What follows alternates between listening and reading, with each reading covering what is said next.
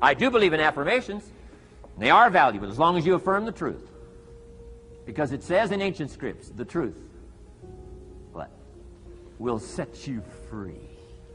Free to do what? Amend your errors and pick up new disciplines. That's what the truth is for, to help us amend our errors and pick up the disciplines for life change. That's what the truth is for. So I do believe in affirming the truth. If you're broke, best thing to affirm is, I am broke. You put that up on the refrigerator where you can see it every day. I mean, that's how you do that. Now, if you need a little additional affirmation, you just put up there, I'm 40 and broke. I mean, you know, that ought to do it. And if you need just a little more, put up there, I live in America and I'm 40 and broke.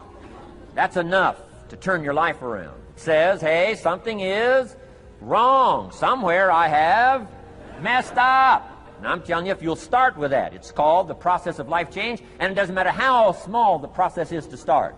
One discipline starts it, and then one discipline feeds another, and the first thing you know, you've got this whole cycle in an upward positive motion. And it's called life change. It's called income change. It's called health change. Relationship with your family change. Equities unprecedented that you can have in numbers that will stagger the imagination if you do not curse what's available and start amending what's possible to get the results that you want. I don't think I can put it in any better language. That's it.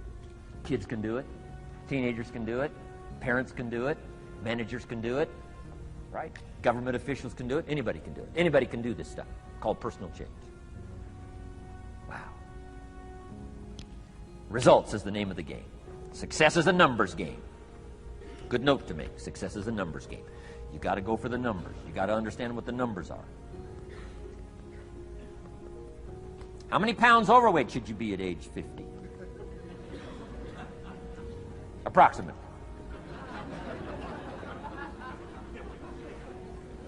John says, I got big bones. We'll give you 10 pounds. 10 pounds for big bones. Otherwise, come on, John. 20 pounds, 25 pounds. Shouldn't we turn on the caution light at work and at home? Blinking caution light. Somebody says, what's that caution light? So John's up about 20, 25 pounds. We got the blinking light going at home, got it going here at work. To remind him what? Wrong numbers. Okay? 35, 40 pounds, red light, blinking at home. Somebody says, what's that blinking red light? Say, John's up about 40 pounds.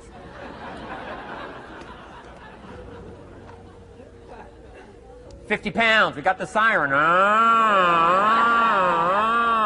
What's that siren at home and at work? John's up about 50 pounds.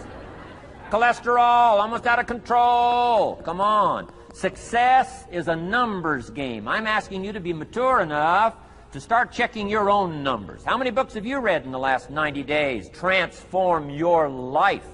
Become cultured, powerful, sophisticated, healthy, influential, all the rest of the stuff you want. How many books? How many classes? How committed are you to taking what's available and turning it into equities unprecedented, since we live in a country that there's been no such country in the last 6,500 years? If you'll pick up that process, ladies and gentlemen, I'm telling you, it's called life change of the best order. Here's the ultimate challenge of life. I've worked on this, you cannot believe how hard, since age 25. And that is, after applying better philosophy, attitude, and activity, and picking now up results. What are results for? Here's my ultimate challenge on results. To fashion, good word to jot down, fashion.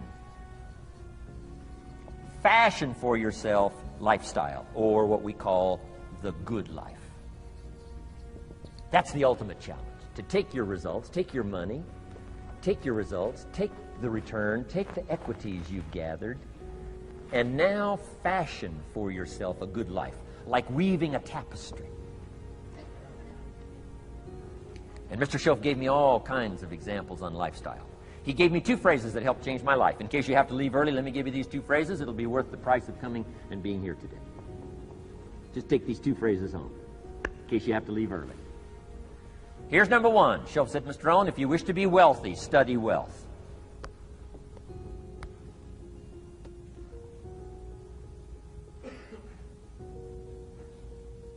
When he said that, I said, my gosh, I don't know anybody that studies wealth. Where am I going to learn it? He said, never mind, Mr. Rohn, now that you've met me, if you'll be with me for a while, he said, and if you'll commit yourself, he said, I will teach you. And he taught me. He taught me the books. He taught me the stuff. Changed my life. By the time I was 31, I was a millionaire. The man taught me well. If you wish to be wealthy, study wealth. If you were to show me your present economic plan, in a personal conversation between you and me, you say, Mr. Rohn, let me disclose for you my current economic financial plan for the future. Would I get so excited, I'd say, hey, I'm going to go across the country and lecture on your plan.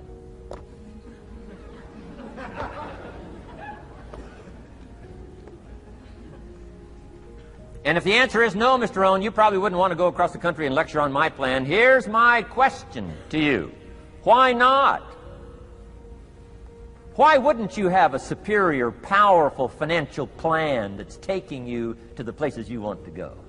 I'm asking you, if you find yourself caught like I was at age 25, make the personal commitment today and say, I'm going to study and I'm going to change, and 5 years from now, nobody's going to be able to say, how come you don't have a superior plan living in a superior country with superior opportunity?